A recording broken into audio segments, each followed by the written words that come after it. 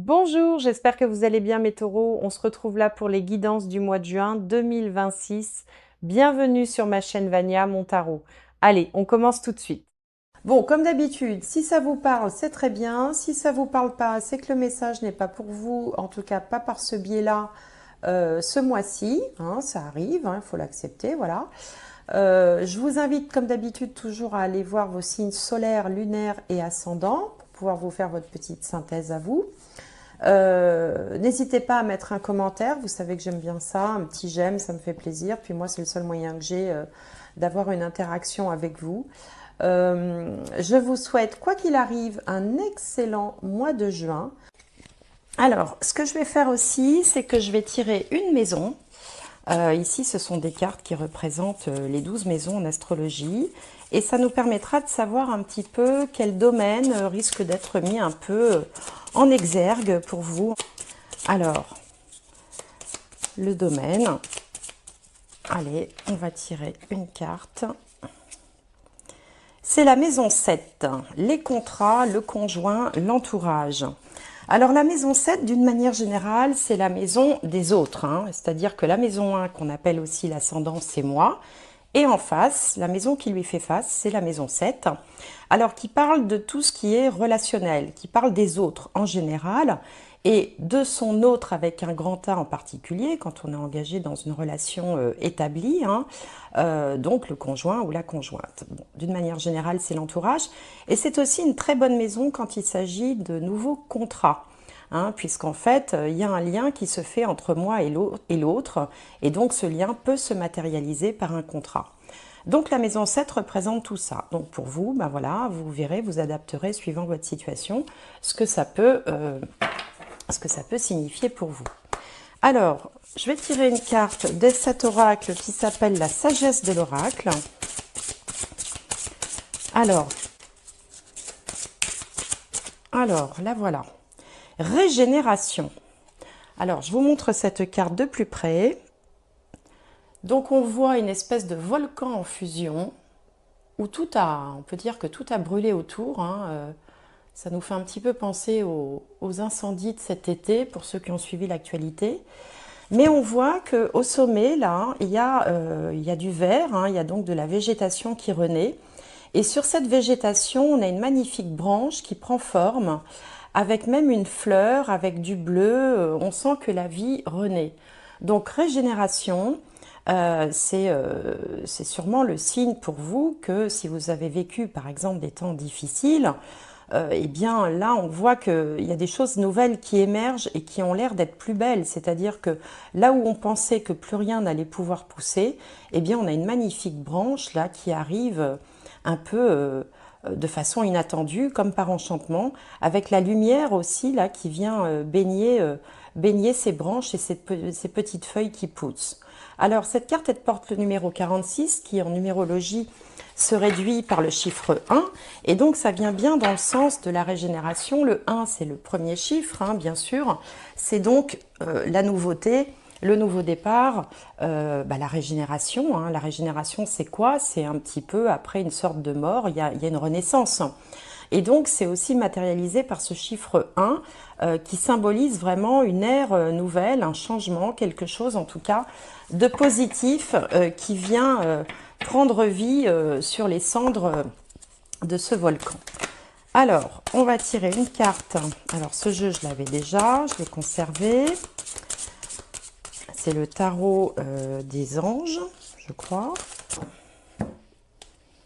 Le magicien, vous voyez, c'est le premier arcane du tarot. C'est le numéro 1 qui s'appelle le magicien. Donc ça vient bien faire écho avec cette carte de la régénération. On vous dit, vous êtes prêts, vous avez les ressources ou la capacité de les manifester, la vie est magique. Alors, le magicien qui s'appelle également le battleur dans le tarot traditionnel, c'est généralement une énergie jeune. C'est quand on est débutant, c'est-à-dire que Typiquement, on vient de terminer par exemple ses études, hein, c'est-à-dire qu'on a appris, on a acquis toute la théorie, on a les connaissances, on a les bases. La seule chose maintenant qu'il faut faire, c'est mettre en pratique. Donc le magicien, c'est pour ça que c'est le numéro 1 aussi, c'est qu'il a toute sa vie à parcourir, hein, parce que le jeu de tarot, en fait, c'est un chemin initiatique, hein, d'un personnage, donc le magicien, et voilà, qui a toute sa vie à faire. Donc on vous dit que vous êtes prêt, que vous avez toutes les ressources, toutes les capacités, c'est ce que je viens de vous dire, vous avez les connaissances, la théorie, et maintenant il va falloir passer à la pratique, et en fait le champ des possibles est complètement ouvert devant vous. Donc là, entre la régénération et le magicien, on sent vraiment qu'il y a quelque chose, il y a une nouvelle atmosphère qui se dégage, hein, on change un peu on change d'ambiance, peut-être même qu'on va changer d'endroit. Peut-être que pour certains, on va avoir un contrat, hein, qui va permettre justement de matérialiser ça. Je pense notamment à tout ce qui est apprentissage pour les étudiants, ou un contrat, ou un nouveau travail, ou eh bien, une nouvelle vie aussi, puisque la maison 7 symbolise le conjoint, un engagement par exemple qui peut se produire, ou également peut-être un changement de lieu. Donc on va regarder maintenant avec mon bon vieux Béline. Alors, les énergies dans les domaines principaux. Donc là, on a l'ascendant qui a sauté. Et on va regarder, donc en face, la maison 7. Bon, là, il y a un peu trop de cartes. Alors, la maison 7. La maison 10, qui parle de carrière, de vie sociale. Et la maison 4, qui va traiter plus de la famille, le foyer et l'endroit où l'on habite. Alors, qu'est-ce qu'on a de beau? Est-ce que vous voyez bien? Oui, ça a l'air. Ici, on a la grâce, merveilleuse carte. En face, on a despotisme. En haut, on a la réussite, qui est très très bien placée, puisqu'elle est placée à l'endroit de la carrière notamment. Et en bas, on a la renommée. Donc on a ici, alors sur vous, vous avez la carte de la grâce, qui bien que ce soit une carte de Saturne, hein, vous devez commencer à le savoir maintenant, Saturne c'est une énergie, c'est une planète qui est un petit peu lourde, qui est un peu lente, qui apporte souvent des blocages, des ralentissements, des empêchements. Eh bien c'est la meilleure carte, c'est une des meilleures cartes du jeu de Béline, avec notamment la carte bleue, qui s'appelle la grâce. C'est un peu la main du destin qui vient vous sortir d'un mauvais pas au moment où on ne s'y attend plus. Hein, c'est-à-dire qu'au moment où on a perdu tout espoir, eh bien, il y a une opportunité, un coup de bol, quelqu'un qui va se manifester dans votre vie.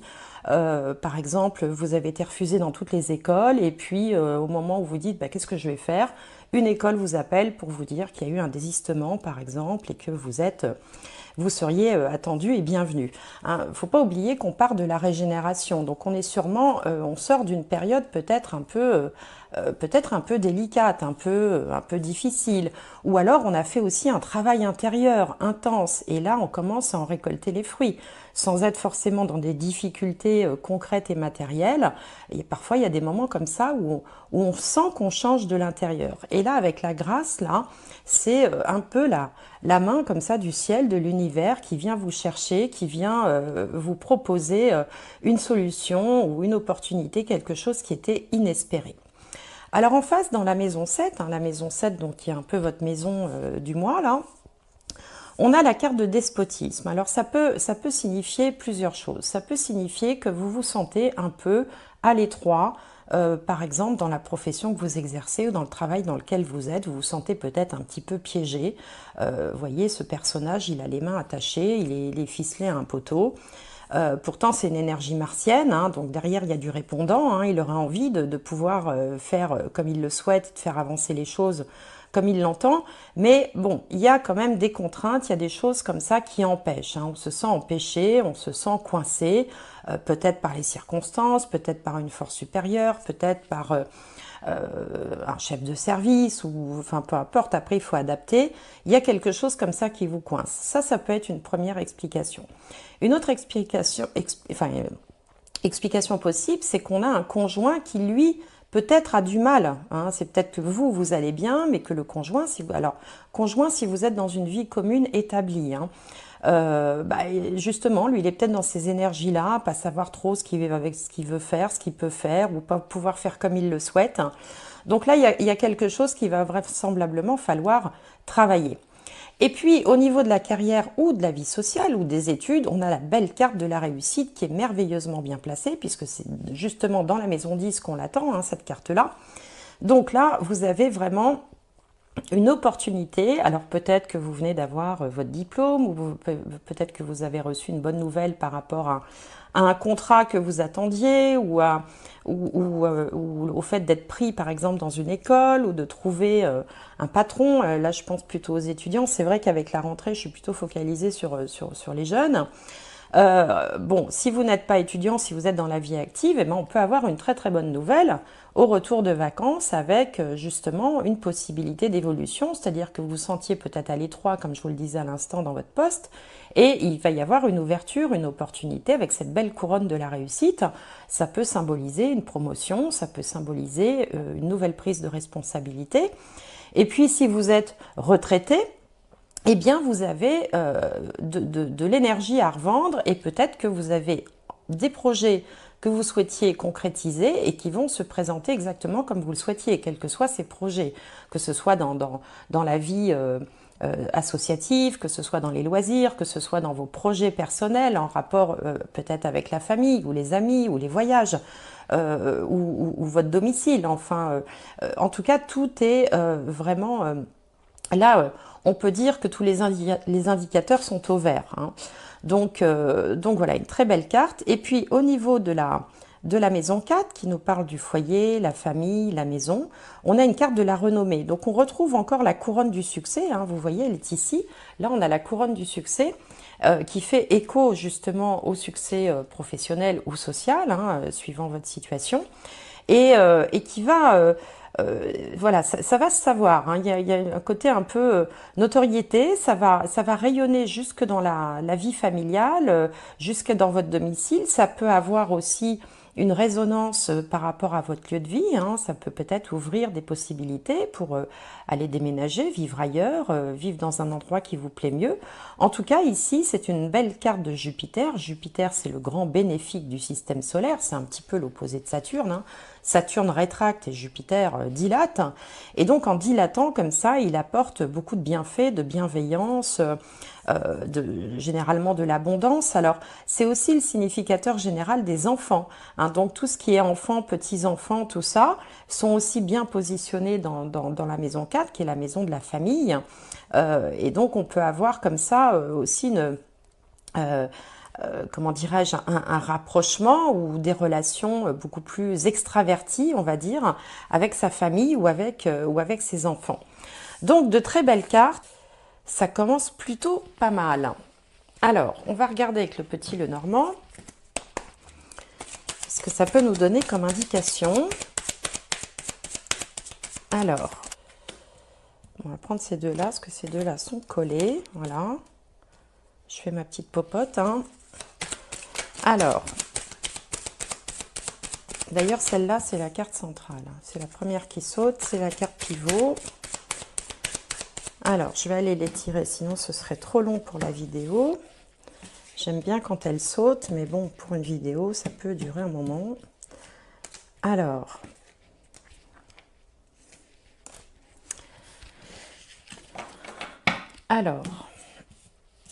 donc ici, en carte centrale, on a l'étoile. Waouh, merveilleux. L'étoile, c'est les espoirs, les rêves, l'imagination, l'intuition. C'est aussi une forme de spiritualité. Donc, ce qu'on peut dire, c'est que quelles que soient les combinaisons qu'on va pouvoir faire avec ce tirage, elles passeront toutes par la régénération, justement, hein. C'était le mot de départ, hein, la régénération, les espoirs, les vœux exaucés aussi, la chance. Alors, ici, on a une consultante, une énergie féminine. Alors, si vous êtes une femme, ça peut vous représenter, mais si vous êtes un homme, ça peut aussi représenter l'humain du tirage, hein, comme j'ai pas de consultant en face. Alors, on a l'anneau, la cigogne, l'ours, les souris, le jardin, le cercueil et le bateau. Bien. Alors ici, on a du bon, on a un petit peu du moins bon. Ce qu'on voit, c'est qu'on a une femme engagée, alors que ce soit engagée dans une relation maritale, une relation affective ou professionnelle qui a vraiment des envies de changement. On sent que là, vous avez des envies d'ailleurs, peut-être des envies de changer, de déménager, de voir du pays, de vous installer ailleurs, pourquoi pas. Là, on a vraiment des envies d'évasion. Il y a quelque chose qui est un petit peu pesant. Alors, soit ça peut être au niveau du partenaire de vie, où là, c'est comme si on sortait d'une déception et on commence un peu à perdre espoir dans cette relation. Cette relation a l'air de s'étioler un peu et du coup, ça donne des envies de changer, hein, voilà, d'aller voir ailleurs, de transformer quelque chose dans sa vie. Mais on voit également une personne ici qui a un grand réseau social. Alors ça peut être beaucoup d'amis, ça peut être beaucoup de relations, de connaissances. Et c'est par ces connaissances que le changement peut arriver. Alors, c'est peut-être pas quelque chose de définitif, ça peut être un moment de ras-le-bol euh, dans une relation particulière ou dans une relation contractuelle, c'est-à-dire qu'on peut aussi être en poste et en avoir marre de ce qu'on fait et attendre, espérer mieux. C'est un petit peu ce qui était annoncé là, et on voit d'ailleurs ici qu'on va avoir mieux. Hein. Mais là, ce premier tirage, généralement, il plante un petit peu le décor, hein. Il donne un peu des indications du présent. Donc là, vous êtes dans ces énergies où vous avez vraiment débordé d'énergie, vous avez envie d'autre chose, et vous avez un peu l'impression d'avoir un boulet au pied, quelque part, hein, que ce soit par le biais d'un contrat de travail, d'une relation qui vous pèse, relation qui peut être amicale ou affective. Hein. Il y a quelque chose auquel vous avez envie de mettre un terme parce que vous avez envie d'ouverture, vous avez envie de changement, de vous lancer dans quelque chose de nouveau. Et c'est également ce qui était annoncé ici, avec la régénération et le magicien qui est au démarrage de quelque chose. Donc voilà pour ce premier tirage. On va aller voir maintenant avec le tarot comment les choses vont évoluer.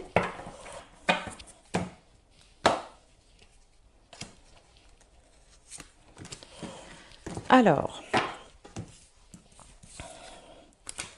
le page d'épée, vous voyez encore une personne jeune, hein, parce que le page, c'est presque un enfant, hein, c'est un très très jeune adulte, qui a une idée brillante, hein, qui brandit fièrement son épée. Regardez sa posture, il a envie d'aller de l'avant. Hein. Donc là, on retrouve encore le magicien, on retrouve vraiment cette envie de vouloir avancer. En face, et ben voilà, on a le pendu. Alors le pendu, c'est exactement, enfin pour moi en tout cas dans mon interprétation, le pendu, il fait vraiment écho à celui-là. Regardez, celui-là, il est ficelé, il a les bras, il est attaché à un poteau, il a les bras menottés. Et lui, c'est pareil. Lui, il est attaché à une branche d'arbre, il a la tête en bas. Et il est un petit peu menotté aussi. Donc on a comme ça, on retrouve encore cette notion de frein, d'énergie comme ça qu'on traîne, qu'on tire. Alors ça peut être quelqu'un voilà, qu'on essaye de booster, on a bien du mal à faire avancer. Ça peut être aussi tout simplement un ressenti qui n'est pas forcément fondé. C'est-à-dire que, parce que quand on regarde bien cette carte, effectivement, il a l'air d'être dans une fâcheuse posture, mais en même temps, il a deux verrous, il a deux cadenas avec des verrous, on voit qu'il a la clé dans la main. Donc, il pourrait facilement se défaire de ses liens et sortir de cette situation. Donc, parfois, c'est du domaine du ressenti, c'est-à-dire qu'on a l'impression dans la vie, voilà, qu'on est bloqué, qu'on peut pas, bah oui, mais je peux pas me permettre, j'ai pas le choix, le fameux j'ai pas le choix. Alors qu'en réalité, il suffirait de très peu pour pouvoir avancer. Donc on va voir comment les choses vont évoluer. Là, on a le 2 d'épée, donc on est un peu pris dans ces contradictions. En bas, le 6 de pentacle, magnifique carte. Et au centre, le 4 de coupe avec un petit peu des regrets, des hésitations. Donc ici, on a bien quelque chose qui vous retient, qui vous empêche, qui vous enquiquine. Alors c'est sûrement dans le domaine relationnel, mais ça peut être aussi dans le domaine professionnel, comme je vous le disais, dans un emploi par exemple qui vous satisfait plus, qui vous avez l'impression que vous stagnez, vous n'avancez pas. Mais ça peut être aussi dans le domaine relationnel, alors pas forcément avec le conjoint, même si la maison 7 souvent parle du conjoint, elle parle également de l'entourage, hein. Il peut s'agir de n'importe quelle personne de votre entourage, hein, y compris un enfant qui serait peut-être déjà un peu grand et que vous auriez du mal voilà, à mettre en action. Donc du coup, vous êtes aux prises comme ça entre plusieurs idées contradictoires. D'un côté, vous avez envie d'avancer. De l'autre, vous vous dites, oh là là, si je fais quoi que ce soit, ça va mal se passer. Donc peut-être que le mieux, peut-être qu'il est urgent de ne rien faire. Et donc voilà, vous êtes en proie comme ça à des réflexions qui sont complètement contradictoires entre l'envie de secouer le cocotier et l'envie de surtout ne rien déranger, pour ne pas déranger l'ordre établi, pour ne pas apporter plus de perturbations qu'il y en a déjà. Alors, la bonne nouvelle avec le 6 de Pentacle, c'est qu'il va y avoir... c'est la carte de la générosité. Donc il peut y avoir comme ça une opportunité qui était matérialisée ici par la renommée, la réussite, qui va vous permettre, alors soit d'aider la personne si elle a besoin d'être aidée, ça peut être financièrement, ça peut être aussi en dialoguant, ça peut être en discutant, en écoutant, en lui suggérant, en la conseillant, en lui suggérant de faire ou de penser les choses différemment. Là, il y a vraiment de la générosité, c'est-à-dire c'est toute la bienveillance, cette carte, réunie dans une seule carte, vis-à-vis de cette personne qui en a besoin. Alors, ça peut être vous aussi, c'est-à-dire que vous pouvez aussi, vous, avoir le sentiment d'être pris entre le marteau et l'enclume, tout seul, sans qu'il y ait une tierce personne dans tout ça, parce que vous êtes dans une situation qui vous convient plus, et d'un côté vous avez envie de bouger, puis de l'autre vous vous dites est-ce que c'est raisonnable, est-ce que je vais pas quitter la proie pour l'ombre, par exemple. Donc là il y a quand même quelque chose qui peut venir vers vous, de l'altruisme, de la bienveillance, de l'entraide, d'une main tendue. Ça peut être aussi une promotion, ça peut être aussi un nouveau poste, quelque chose qui va vous arriver alors que vous aviez perdu espoir. C'était l'idée de la carte de la grâce ici, la régénération. C'est-à-dire qu'au moment où vous pensez que tout est foutu, que de toute façon vous n'en sortirez pas, eh bien, quelque chose vient s'ouvrir, quelque chose vient balayer tout ça, une opportunité arrive. Alors il faut faire attention quand même à bien saisir cette opportunité, parce que le 4 de coupe, c'est un peu la carte de l'inertie. C'est-à-dire que vous voyez, là il y a un personnage qui arrive avec une coupe sur un plateau, et puis l'autre, là il a la tête dans les mains, il voit même pas que le jeune arrive pour lui proposer ça, il se prend la tête. Donc il va falloir très certainement aussi être capable de repérer cette opportunité, d'avoir, comme je dis, les chakras ouverts, pour pouvoir repérer aussi ce qui s'offre à vous. Pas rester comme ça dans cet enfermement, les yeux fermés. Vous voyez, lui il a la tête basse, lui il a les yeux fermés. Il faut vraiment ouvrir les yeux. Et lui il a les yeux bandés. Donc ils ont tous les yeux fermés finalement là. Donc il faut ouvrir les yeux pour justement savoir saisir cette opportunité qui ne va pas manquer de se réussir et qui peut être une magnifique opportunité, parce que ici, là, ce qui est annoncé, c'est vraiment quelque chose de positif et qui est transformant, qui va vous permettre vraiment de passer un cap et de démarrer une nouvelle étape, avec la régénération et le magicien, et puis éventuellement la maison 7 qui peut parler aussi d'un nouveau contrat. Donc un nouveau contrat, ça peut prendre la forme d'un stage, d'un emploi, d'être accepté dans une école, d'avoir une promotion où on vous confie quelque chose. Donc si vous êtes retraité par exemple, vous retrouvez, on vous propose de prendre des responsabilités dans une association ou de démarrer quelque chose de nouveau. Encore faut-il ouvrir les yeux. Ça, je crois que c'est le message à retenir pour ne pas manquer cette opportunité. Donc, voilà pour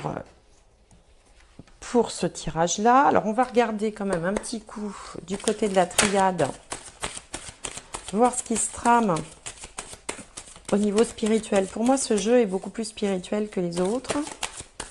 Enfin, plus spirituel. Ouh, l'amour qui a sauté. C'est un petit peu pour moi le chemin de vie, si on devait voir ce qui arrive ou ce qui doit arriver. J'aime bien voir ça avec la triade. Donc là, on a l'épreuve et là, on a les doutes. L'adversaire et la sagesse. Donc, souvent, quand on a l'adversaire comme ça, en fait, on voit que vous êtes plein d'hésitation. Vous avez vraiment de la bienveillance, vous avez envie de passer à autre chose, vous êtes plein de doutes, en fait, vous êtes en train c'est comme si l'univers vous demandait de traverser une épreuve. On a la carte de l'épreuve ici, comme si l'univers vous disait, ben tiens, on va te mettre un caillou là sur ton chemin, on va voir comment tu t'en sors. Donc là, il y a comme un petit challenge à relever. Faire attention à ne pas devenir votre propre adversaire, hein, parce que c'est un petit peu ce que je voyais dans le tirage précédent, ne pas rester dans l'inertie, plutôt écouter la petite voix qui vous dit d'avancer que celle qui vous dit de ne pas bouger, puisque je vous disais que vous étiez dans des contradictions comme ça, parce que justement, ce qui est au-dessus de vous, là, donc c'est la carte de la sagesse, ça vous promet une amélioration puisqu'on a la pyramide et dans tous les jeux de cartes, enfin dans tous les symboles, la pyramide c'est l'élévation spirituelle, l'élévation professionnelle, l'élévation matérielle, l'élévation, toutes les élévations possibles, c'est une amélioration. La pyramide c'est vraiment un symbole très très fort. Et puis on a ici les yeux aussi de la clairvoyance qui vous disent également d'écouter votre voix intérieure, c'est-à-dire que la réponse est en vous. Donc il faut faire taire l'ego, l'adversaire c'est l'ego, suivre son intuition, suivre la voix du cœur, hein, puisque bon, cette carte s'appelle l'amour, mais c'est quand même un énorme cœur, surmonté d'ailleurs d'une croix et d'une pyramide, hein, qui fait écho à cette pyramide-là. Donc là, en fait, le challenge va être de surmonter l'épreuve, de surmonter ses doutes. C'est un peu une lutte contre vous-même en faisant taire l'ego et en suivant vraiment ce que vous dit votre cœur, ce que vous dit votre petite voix intérieure, parce que là se trouve le bon chemin. Et en fait, c'est comme si l'univers vous observait, comme si vous étiez dans un jeu vous voyez, où il faut surmonter des obstacles et que l'univers se demande si vous allez y arriver parce qu'il y a un petit challenge pour vous, mais que vous êtes tout à fait en capacité de surmonter puisque vous êtes en période de régénération, donc de transformation. Donc voilà ce que me dit ce jeu. Alors ici, je vais prendre un message. Alors je ne fais pas de tirage sentimental à proprement parler. Mais là, on va parler du relationnel d'une manière générale. Alors relationnel, alors après vous verrez comment ça vous parle. S'il s'agit d'un conjoint, d'un amoureux, d'une amoureuse, d'un ami, d'un enfant, de quelqu'un de la famille. Mais en fait, ce jeu s'appelle, il s'appelle les cartes miroirs. Et en fait, il est là pour donner des indications sur votre propre comportement. En ce moment, bien sûr, hein, c'est pas définitif, hein, les énergies sont celles dont on parle au moment où on en parle, bien sûr. Un conseil peut-être pour une évolution possible.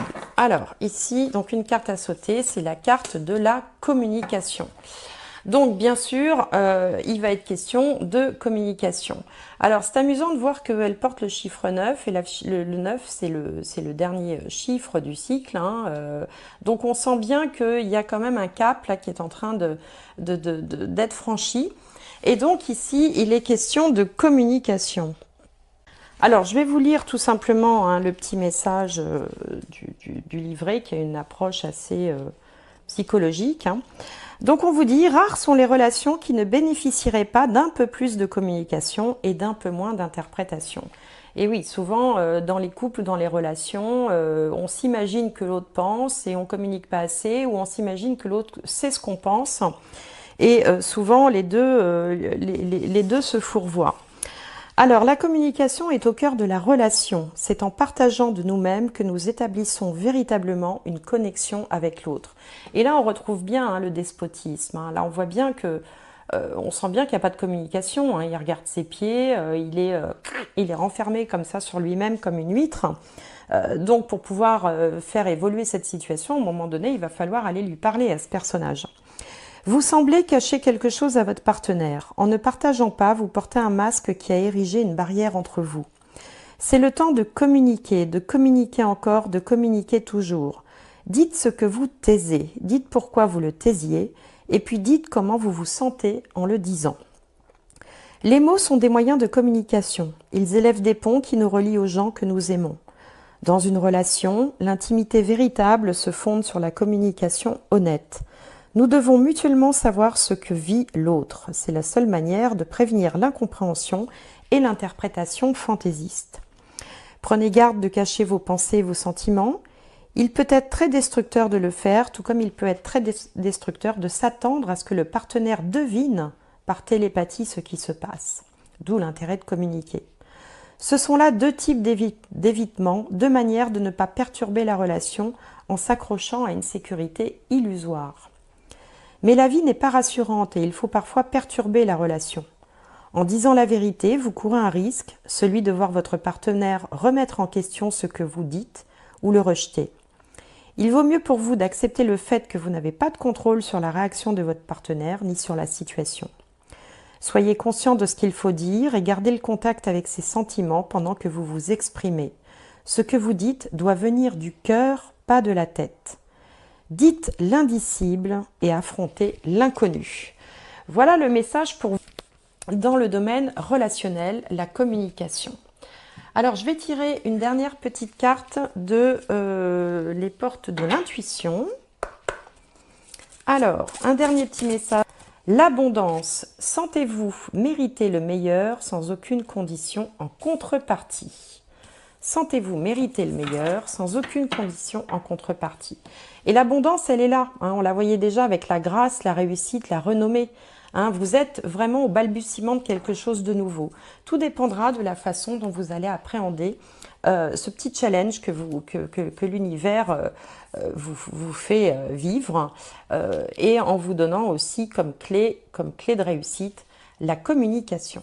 J'espère que cette guidance vous aura plu. N'hésitez pas à me faire un petit coucou, un petit j'aime, un petit commentaire, j'aime beaucoup. Et j'espère vous retrouver prochainement.